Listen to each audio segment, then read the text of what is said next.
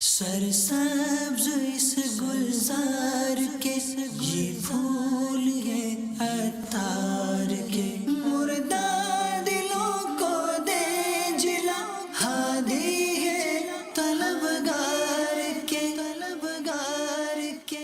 الحمدللہ رب العالمین والصلاة والسلام علی خاتم النبیین، اما بعد فاعوذ باللہ من الشیطان الرجیم، بسم اللہ الرحمن الرحیم، الصلاة والسلام علیک یا رسول اللہ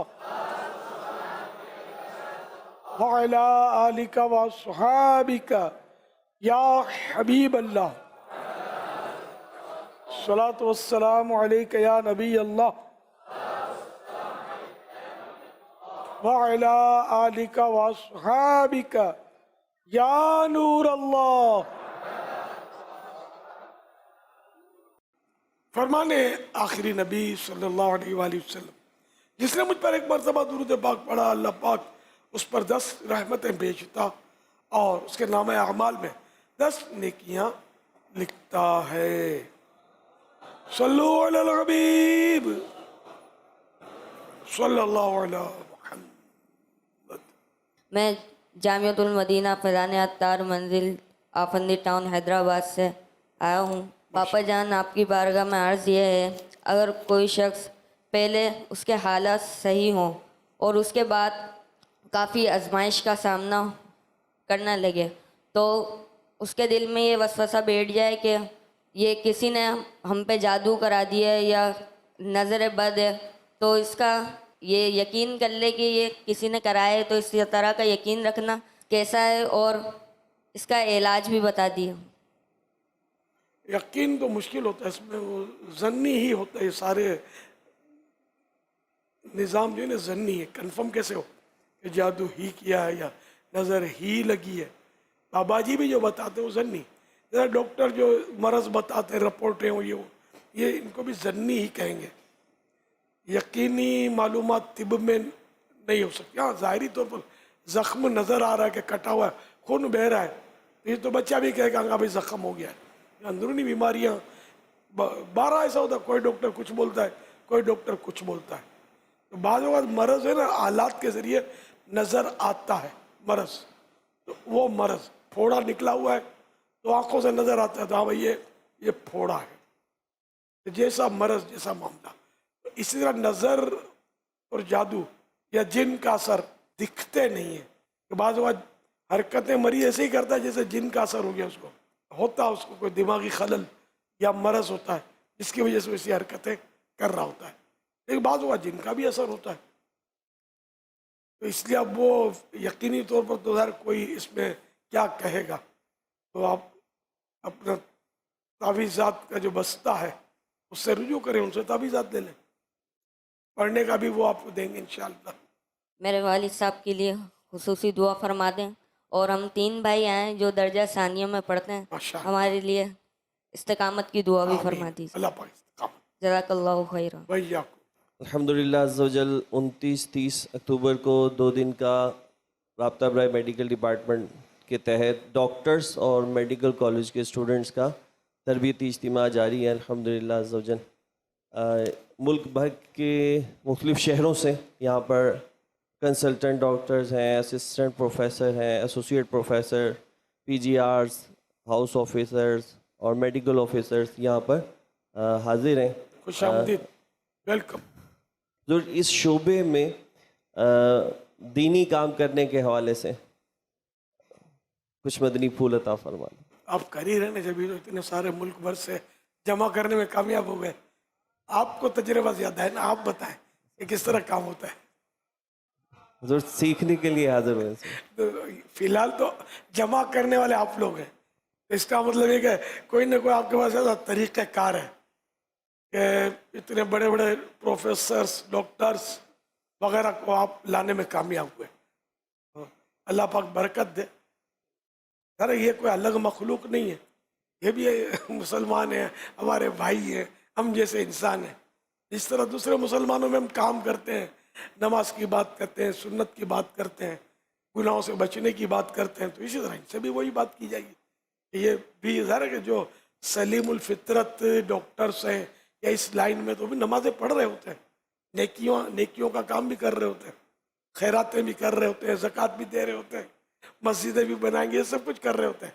क्या है तो ये हमारा अपना ही एक तबका है ना, हम इंसान ही है ना, अलग मखलूक तो नहीं है। हुजूर, ये जब आपने सलाब के हवाले से दुआ इरशाद फरमाई थी मदनी चैनल पर, अल्लाह की रहमत से आपकी दुआ हमने इसको वायरल किया डॉक्टर्स में, तो अल्हम्दुलिल्लाह अज़्ज़ा वजल सैकड़ों डॉक्टर्स अपने स्टाफ के साथ खुद मेडिसिन अरेंज करते थे, अपनी गाड़ियां लेकर हमसे लोकेशन पूछते थे कि जाना कहाँ है। अल्हम्दुलिल्लाह अज़्ज़ा वजल अब तक सैकड़ों मुकामात पर डॉक्टर्स ने जाकर फीस बिल्लाह, जो हमारे मजलिस के साईं भाइयों ने इन्होंने मेडिकल कैंप्स लगाए और हज़ारों की तादाद में जो सैलाब ज़दगान थे उनकी जाके इन्होंने मदद की। अल्हम्दुलिल्लाह अज़्ज़ा वजल। माशाअल्लाह, इन्होंने भी की, फिर वेटरनरी डॉक्टर्स ने भी जानवरों की खिदमत की, सब ने मिल मिलकर अपना हिस्सा डाला जिसके नसीब में था। अल्लाह कबूल फरमाए। प्यारे अमीर सुन्नत, मेरा आपकी बरगाह में सवाल अर्ज़ ये है कि अगर कोई वालिद काफिर भी हो तो उसकी इताअत करना ज़रूरी है? तो माँ बाप की भी हर बात में इताअत करना ज़रूरी नहीं होती। माँ बाप बोले नमाज मत पढ़ो, इताअत थोड़ी करेंगे, नमाज तो पढ़ेंगे। तो गैर मुस्लिम बोलेगा कि ज़रा आ जाओ जहाँ मैं इबादत करता हूँ, थोड़ी वो भी इबादत कर लो, यहाँ थोड़ी मानेंगे। जहाँ जहाँ मतलब मानना होगा। अब जिसकी मिसाल यूँ ले लो, बाहर शरीयत में लिखा है कि जैसे गैर मुस्लिम बाप वो बोलता है कि मुझे वो पूजा करनी है, मुझे उधर ले चलो, तो उसको ये बात नहीं मानेंगे, उसमें मतलब वहाँ ले जाने की। और जब अगर वहाँ से कहेगा कि वहाँ से मुझे घर ले आओ तो मानेंगे, हिदायत की तरफ ले आओ तो मानेंगे, बर्बादी की तरफ ले जाओ तो नहीं मानेंगे। Doctor Tayyab Attari, medical department Punjab पर जिम्मेदारी है हुजूर। आज अल्हम्दुलिल्लाह अज़्ज़ा वजल पंजाब से एक बड़ी तादाद अल्हम्दुलिल्लाह डॉक्टर्स की शिरकत कर रही है, और उसके साथ सिंध, KP के गिलगित बिल्तिस्तान से भी अल्हम्दुलिल्लाह अज़्ज़ा वजल डॉक्टर्स आए हुए हैं। अभी हुजूर कुछ देर पहले शहज़ादा हुजूर से रिक्वेस्ट भी की थी कि हमारे डॉक्टर्स को टोकन नहीं मिल सके, कुछ मदनी मशवरा था, कुछ लेट हो गए हम, और आपसे रिक्वेस्ट है कि डॉक्टर्स को, और शहजादा हुजूर ने ओके कर दिया है आपसे मुलाकात करने के तो मुंतज़िर। बोले इनसे मिलने का मना है यार, जी जी इन्होंने ओके किया है ना, तो जी जी इन पर कोई पाबंदी नहीं मिल रही। जवान है यार, 1000-1200 से भी मिल लेंगे ये। हम मिलते हैं, ये लाट के लाट से मिलते हैं, कभी मैं भी मिलता था। हुजूर आपसे मिलना है। अरे मेरे मिलने का ओके करने का इनको मैंने सौंपा नहीं है, और ये ओके करेंगे भी नहीं। आप बोले कह रहे इन्होंने कोई बात की होगी, इसका मतलब आपने ओके अपने तौर पे ले लिया होगा, क्योंकि आप तो बड़ी तादाद में डॉक्टर्स को लाए। ये फिगर तो मैंने आपको पूछा नहीं है कि बड़ी तादाद है या तादाद है या क्या है, तो इसी तरह ओके भी आपने करवा लिया। हुजूर शहजादा हुजूर ने किया था आपसे रिक्वेस्ट। यही बोलता तो ये भले ना मिले, मेरा ओके करने का तो इनको इख्तियार है भी नहीं, और इतने कमजोर कच्चे भी नहीं है कि मेरा ओके कर दे कि ठीक है जाओ जितनों को मिलवाना हो मिलवा दो। आपसे रिक्वेस्ट कर रहे हैं। ये अलग बात है, बेटे को अपना फारिग कर देते हैं। जी हुजूर आपसे रिक्वेस्ट है कि डॉक्टर्स आए हुए हैं पूरे पाकिस्तान से। जी आया नू, जी आया नू। अच्छा आपने बड़ी तादाद कह दिया, तो मुझे पता ना होती ना तादाद तो मैं डर जाता। क्या टोकन तो लिए होंगे आप साहिबान ने, और कोई 450 के करीब टोकन दिए जा चुके। अब मैं ज़रा दलाइल साहब को कायल नहीं कर सकता हूँ, लेकिन रहम की अपील यूँ कर सकता हूँ कि 500 साल मेरी उम्र तकरीबन, और बूढ़ा आदमी भी रात जागे, रुआ रुआ जिसका थका हुआ हो, आँखें नींद से बोझल हो, दिन भी छोटा हो, रात इस तरह जागते हुए जिसकी गुजर रही हो, तो थकन में वैसे चिड़चिड़ापन आता है, गुस्सा आ जाता है। और बूढ़े जिस तरह काट खाते हैं ना, नफ्सियाती डॉक्टर साहब जो है ना, साइकोलॉजिस्ट, इनको ज़्यादा तजुर्बा होगा। लेकिन मैं अल्हम्दुलिल्लाह शायद मुनफरिद बूढ़ा हूँ, झगड़े नहीं करता।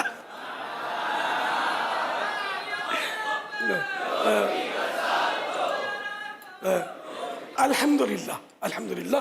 लेकिन मेरी आवाज़ से महसूस होता होगा आपको कि मैं थका हुआ हूँ, डॉक्टरों को समझ पड़ती होगी। तो अब इस सूरत में अगर आप मुझ पर बोझ बढ़ाएंगे, मेरा बनेगा क्या? अरे मेरे को इतनी थकन है, मैं कई बार सोच चुका हूँ कि आज मैं फजर यार पढ़ूंगा किस तरह। अब ना इतना टाइम है कि मैं सो सकूं, मेरे पास टाइम नहीं है। पढ़ लूंगा, मैं रोज पढ़ता हूँ अल्हम्दुलिल्लाह। लेकिन ये कि अब इतनी थकन, और असल दिन छोटा हो गया, ये भी एक प्रॉब्लम हो गया मेरे लिए कि वो आराम पूरा मिल नहीं रहा। अभी भी मैं कोई मतलब मेरे रोज वो बनाने होते हैं पैगामात, देर तक उसमें बोलना पड़ता है, लेकिन मेरी हिम्मत जवाब दे गई थी, वो भी अधूरा छोड़ के आ गया हूँ मैं। आधे घंटे तक तकरीबन मैंने बोला, वो मुसलसल बोलना होता है पैगाम, रिकॉर्डिंग, वो मरीजों के, ताज़ियतों के, बच्चों के नाम और ये सब। और फिर यानी मैं बोलते बोलते सो जाता हूँ। कल भी सो गया था, थोड़ा सा सो जाता हूँ, फिर जाग जाता हूँ, फिर आँख लग जाती है। यानी ये आजकल खासकर ये कंडीशन है, मुसलसल मशक्क़त। अभी सूरत में कैसा ना, मुलाकात करते करते मैं सो जाऊँ आपका हाथ लेकर, आप देखते रह जाएंगे ये हुआ क्या। तो इसलिए कि कभी कभी निगाहों से मुलाकात पर भी डन कर लिया करें।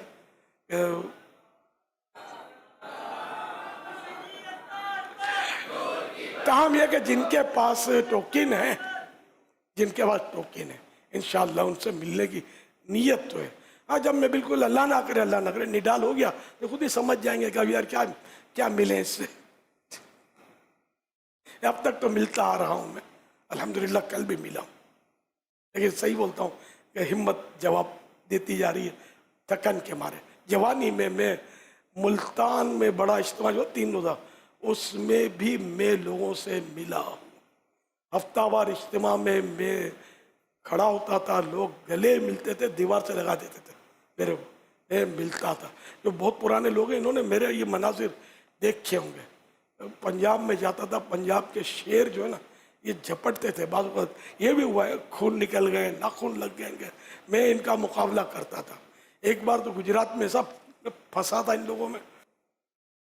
वो एक तो मतलब ये पीछे एकदम कोई लाइन, कोई मतलब डिसिप्लिन, नो डिसिप्लिन, ये टूट पड़े इज्तिमा के बाद मुझ पर। तादाद भी ठीक ठाक होती थी इज्तिमा में, अब ये टूट पड़ेगा। अब मैं जूं तो भाग के मैंने अंदर में कोई जान बचाई, वहां पहुंच गई पब्लिक। अब क्या हुआ, इन्होंने करना शुरू किया अल्लाह अल्लाह, इसमें जोश में मुझे उठा लिया गया यूं, अब यूं करके ये मिल रहे थे। लेकिन मैं आपके साथ बैठा हूं, मैं पंजाब के शेरों से भी मुकाबले किए मैंने, अब हिम्मत नहीं है।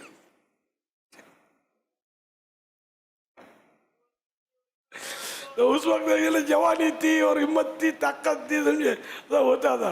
ये मुल्तानियों ने मुलाकात की जब तरकीब बनी ना, तो मुल्तान के इज्तिमा में एक बार तो वो भाई बाहर के शहर वालों की आज मुलाकात, कल मुलाकात मुल्तान वालों की, तो दूसरे शहर वाले तो लिपट गए, समझे। अब दूसरे दिन जब मुल्तानियों की बारी आई, तो वो ये मुल्तानी मैंने एक अपने हिसाब से 20-25 ईसाई भाई भी तैयार किए थे, शायद कुछ इनकी ट्रेनिंग भी की थी कि इसी तरह संभालना है अपने को, पब्लिक को यूँ लाइन लगवानी है, यूँ करना है, टेबल लगी, रसायल वगैरह बांटने की। अब जो मुल्तानियों ने सही बोलते हो, जो धवा बोला है ना, किधर किताबें किधर टेबल, ये मतलब उड़ू छुड़ू कर दिया। और मैं भाग कर मैं करीब में कोई दरवाजा तो घुस गया, जान बचाई अपनी। फिर पता चला को बेचारा कोई अपने साइवे लाते ना शख्सियत को, एयरपोर्ट मैनेजर को लाए थे, वो बाहर से जब हंगामा देखा वहीं से निकल गया। ये मेरा काम नहीं इन लोगों में, तो ये करते इस तरह।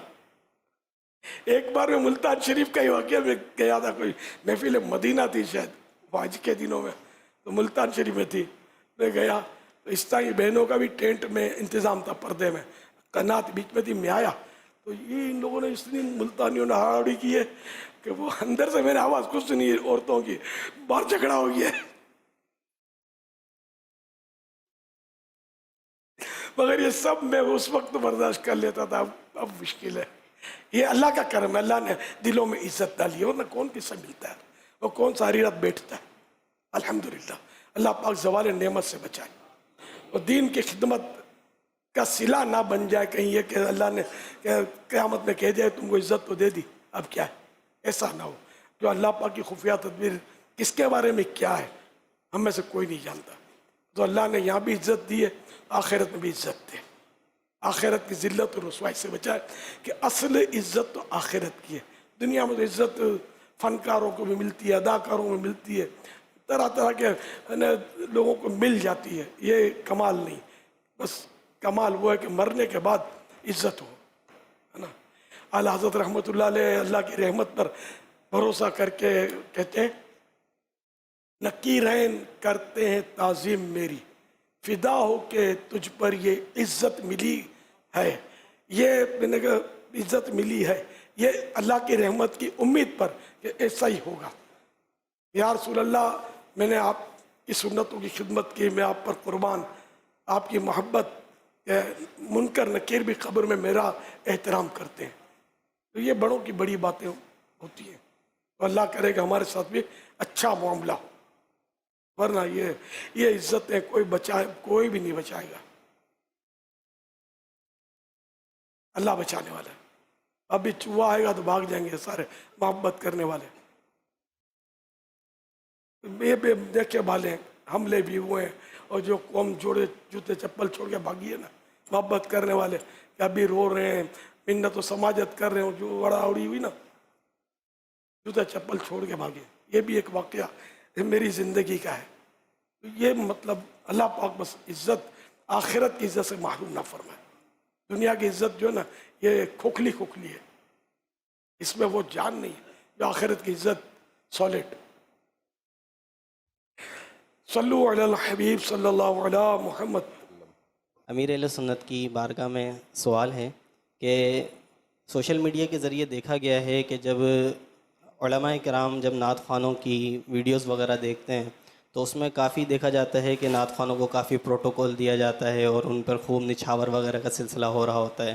تو ایسی صورت میں جب علماء کرام جو جن کا بیک گراؤنڈ اتنا اسٹرانگ نہیں ہوتا، ماشاءاللہ علمی لیول تو ہوتا ہے لیکن بیک گراؤنڈ سے کمزور ہوتے ہیں، تو ایسی صورت میں وہ احساس کمتری کا شکار ہوتے ہیں کہ یار میں نے کیا علم دین سیکھ لیا، اس سے اچھا میں کوئی اچھا نعت خواں بن جاتا یا ایک اچھا مطلب نعت پڑھنے والا بن جاتا. تو ایسی صورت میں اب اس عالم دین کو کیا کرنا چاہیے؟ اس حوالے سے رہنمائی فرما دیجئے، اور نعت خوان کی کیا فضیلت ہے، عالم دین کی کیا فضیلت ہے، یہ بھی ارشاد فرما دیجئے. جزاک اللہ خیر. اللہ اب یہ کوئی عالم دین ایسا سوچتا ہو کہ میں نعت خوان ہوتا، عالم نہ ہوتا، کوئی ایسا میرے تو تجربے میں آیا نہیں ہے. آپ کو تجربہ ہوگا، آپ کا فیلڈ ہے نا، درس نظامی بھی کیا ہوا ہے آپ نے، تدریس بھی فرماتے ہیں، علماء پروڈکشن میں بھی آپ کا حصہ شامل ہو رہا ہے. تو آپ نے کوئی ایسے دیکھے ہو تو کہہ نہیں سکتا میں نے نہیں دیکھا. عالم بادشاہ ہوتا ہے. ہاں نعت خوان بھی عالم کی رعایا ہے. نعت خوان عالم سے کبھی بھی افضل نہیں ہو سکتا. نہ نعت خوان افضل ہو سکتا ہے، نہ بڑے سے بڑا عبادت گزار افضل ہو سکتا ہے. کہ عالم کی 2 رکعت غیر عالم کی سال بھر کی عبادت سے بڑھ کر ہے. عالم ہوتا ہے. عالم اگر مائنس ہو جائے نا امت سے تو امت گمراہ ہو جائے، ختم ہو جائے نا. راستہ کون دکھائے گا؟ عالم کی تو بہت بڑی اہمیت ہے. دیکھو عابد یعنی عبادت گزار، اور عالم مانے ہے نا علم والا. اللہ پاک کی صفت عالم ہے. اللہ پاک کی صفت ہے عالم، ہے نا. عالم اللہ کی صفت ہے، عابد اللہ کی صفت نہیں ہے. یوں مطلب بہرحال جو بھی ہو تو عالم افضل ترین فرد ہے معاشرے کا. اس لیے مطلب اگر کسی کو ایسا احساس کمتری ہوتا ہے تو ہو سکتا ہے ہو، لیکن ہونا نہیں چاہیے. اتنا بڑا فضل و کمال اللہ نے دیا، علم دین سے اس کا سینہ معمور ہوا، اور اب یہ مطلب چاہتا ہے کہ پیسوں کی وجہ سے یا دنیاوی عزت، نعت خوان کو دنیاوی عزت زیادہ ہے، یا نعت خوان کے پاس کوئی جیسا آپ نے پھول نشاور یا نوٹ لوگ لٹاتے ہیں. یہ ہر نعت خوان پر کہاں لٹاتے ہیں؟ یہ خاص کر مخصوص نعت خوان ہوتے چند ہیں ایسے کہ جن پر مطلب کہ بہت زیادہ لوگ عزت اور شہرت، مطلب باقی ہر نعت خوان کو تو یہ نہیں ہے. نعت خوان اپنی باری کا انتظار کر رہے ہوتے ہیں کہ کب میری باری آئے گی.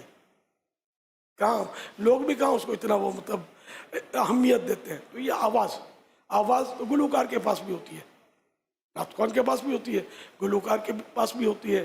یہ نعت خوان کی خوش نصیبی ہے کہ یہ سرکار کی ثنا خوانی کے لیے اپنی آواز کو اس نے استعمال کیا، ٹھیک ہے نا. ورنہ عزت گلوکار کو بھی ہوتی ہے. میں کولمبو میں گیا تھا 79 میں، غالباً 79 کا یہ غالباً واقعہ ہے. کہیں ہم لوگ جا رہے تھے بس میں، کسی قریبی گاؤں وغیرہ میں جا رہے ہوں گے، تو ایک جگہ ویرانے میں کوئی میدان تھا، بہت سمجھو بھرا ہوا تھا، بسیں، ٹرافک کا رش، اور وہ ایک جگہ بہت مطلب یعنی کہ رش تھا. ہماری بس بھی فل بھری ہوئی تھی، رش ہی رش. یہ کیا مسئلہ، یہ کیا ہو رہا ہے؟ تو بتایا کہ یہاں فلاں ملک سے فنکار اور گویے آئے ہوئے ہیں، یہ لوگ ان کی وجہ سے یہ جمع ہو گئے. اب آپ بتائیے تو کیا معاذ اللہ یہ ہم کہیں گے کہ ہم ان جیسے ہوتے ہیں؟ نعوذ باللہ. الحمدللہ اللہ کا کرم ہے، جیسا بھی اس نے بنایا ہے الحمدللہ. پھر علم دین کی نعمت عطا کی ہے تو کسی کی ریس کرنی بھی نہیں چاہیے. صلو علی الحبیب صلی اللہ علی محمد. السلام علیکم ورحمۃ اللہ وبرکاتہ. وعلیکم السلام ورحمۃ اللہ. ڈاکٹر محمد عمر اسلم لاہور سے، اور خواجہ سعید ٹیچنگ ہاسپٹل میں ایمرجنسی میں میڈیکل آفیسر ہوں. ایمرجنسی سے ریلیٹڈ جیسے آپ نے آج مدنی مذاکرے میں رحم دلی کے لیے مریضوں کی ساتھ کرنے کے لیے التجا کی تھی ڈاکٹر کمیونٹی کو، اس بارے میں سوال کرنا تھا کہ ہماری میڈیسن ایمرجنسی میں جو مخصوص ہوتی ہے ایمرجنسی پیشنٹس کے لیے، اس میں کچھ لوگ صرف میڈیسن نہ کھانے کے بہانے صرف ٹیکے انجیکشن لگوانے کے لیے ہمارے پاس آ جاتے ہیں، جس کی وجہ سے ایمرجنسی والے پیشنٹ ہوتے ہیں ان کی علاج میں ڈیلے آتا ہے، ان کی علاج میں مشکل ہوتی ہے، وہ رش بڑھ جاتا ہے. اگر ان لوگوں کو ہم انجیکشن نہ لگائیں، وہ آن دی اسپوٹ ہی ڈاکٹر حضرات کو بہت برا بڑی باتیں سناتے ہیں کہ آپ یہاں بیٹھے ہوئے ہیں علاج کرنے کے لیے اس طرح کے لیے. میری مندی التجا یہ ہے کہ کیا ان پیشنٹ کو ہم صرف ان کی خواہش کے مطابق ہی ان کو جو انجیکشن کے جو خواہش مند ہوتے ہیں وہ لگا دیا کریں، یا پیشنٹ کو اس کی علاج کے مطابق اس کو علاج کیا جائے. کیونکہ اگر یہی پیشنٹ ہم اگر آنے دیں تو ہماری ایمرجنسی میں بہت زیادہ رش لگ جاتا ہے، جس کی وجہ سے جو ایمرجنسی کا جو مستحق پیشنٹ ہوتا ہے وہ خراب ہوتے ہیں، ان کے علاج میں کوتاہی ہو جاتی ہے جو ان کی جان کا جانے کا سبب بنتی ہیں، اور اس پہ بھی ڈاکٹر حضرات کو کمیونٹی کو نا کافی مشکل آتی ہے پیش بعد میں. اچھا، آپ کی اپنی ہاسپٹل تو ہوگی نہیں ہے نا، آپ کا ایک ڈپارٹمنٹ جس میں آپ شاید سروینٹ ہوں گے، ٹھیک ہے. تو آپ کو جو ڈیوٹی دی گئی ہے کہ بھائی جو ایمرجنسی کیسز ہیں ان کو آپ ڈیل کریں. تو اگر غیر ایمرجنسی کو آپ ڈیل کریں گے تو خود ہی غیر قانونی کام کرنے والے ہوئے کہ آپ کی اس کو تو تنخواہ بھی نہیں دی گئی کہ جو کام آپ اس کا کریں گے. تو ان کو انجیکشن نہ لگانا یہ تو مطلب بالکل قانون کے اندر ہے، اور یہ ایمرجنسی کیس ہی نہیں ہے تو بغیر کیس لینا اس طرح یہ البتہ جرم ضرور ہو جائے گا کہ ایمرجنسی کو چھوڑ کے آپ نے غیر ایمرجنسی کو مروت میں. اب اگر وہ برا بھلا کہتے ہیں تو وہ اپنا نام عمل خراب کر رہے ہیں، آپ کا کوئی کچھ نہیں بگڑے گا. آپ تو قانون پر عمل کر رہے ہیں، اپنی تنخواہ حلال کر رہے ہیں. ایمرجنسی والوں کے ساتھ پوری 100% ہمدردی جاری رکھیے گا. جی شکریہ حضرت. میں لاہور سے حاضر ہوا ہوں اور الحمدللہ خوش قسمتی ہے کہ آپ کی زیارت سے مشرف ہو رہا ہوں. بڑا شوق تھا آپ کی زیارت کا. اللہ تعالیٰ آپ کو سلامت رکھے، لمبی زندگی عطا فرمائے. پھر میرا یہ سوال ہے کہ میں بچوں کا ڈاکٹر پیڈیٹیشین ہوں، تو ہمارے پاس وہاں پہ نارمل ڈلیوری سے بچے پیدا ہوتے ہیں، اسی طرح سی سیکشن سے بچے پیدا ہوتے ہیں. تو ہماری روٹین ہے کہ پیدا ہونے کے بعد بچوں کو نرسری میں آدھے گھنٹے کے لیے بھیجتے ہیں، یا جو سکھ بچے ہیں ان کو INSU میں بھیجتے ہیں. تو اس میں جو اذان دینے کا حکم ہے پیدا ہونے کے بعد، یا جو گھٹی دینے کی سنت ہے، اس کے بارے میں کیا حکم ہے کہ وہاں پہ فوراً کی جائے، یا ان کو کس حد تک کتنی دیر تک ڈیلے کیا جا سکتا ہے؟ اذان مستحب ہے، وہ جلدی دینی چاہیے. آپ کو ایسی ایمرجنسی ہے یا کوئی رکاوٹ ہے تو نو پرابلم. ایسے اذان بالکل دی ہی نہیں کسی نے تب بھی گناہ نہیں ہے. صحیح. کہ اب جیسے گلاس کے اندر ہے، کیبن کے اندر ہے، تو وہاں کیبن کے باہر بھی اس کی سیدھے کان کی طرف اذان دے دی، الٹے کان کی طرف اقامت کر لی. کان میں اذان دینی ہے نہ کہ کان پہ ہونٹ رکھنے. تو اذان تو دینا پایا گیا تو اس طرح کر لیجیے. علم کے ساتھ ساتھ نظریہ پختگی کیسے حاصل ہو؟ صحبت. مدنی قافلے میں سفر عاشقان رسول یہ صحبت حاصل کریں گے تو انشاءاللہ پختگی. نظریہ مائنس کر دیتے ہیں. پختگی علم میں، عمل میں، عقیدے میں، یہ سب میں پختگی ہو جائے گی. عقیدہ الگ ہے، نظریہ الگ ہے، دونوں میں فرق ہے. خالی کتابیں پڑھنے سے ضروری نہیں ہے کہ آدمی کو سب کچھ مل جائے. صلو علی الحبیب صلی اللہ علی محمد. سرسبز اس گلزار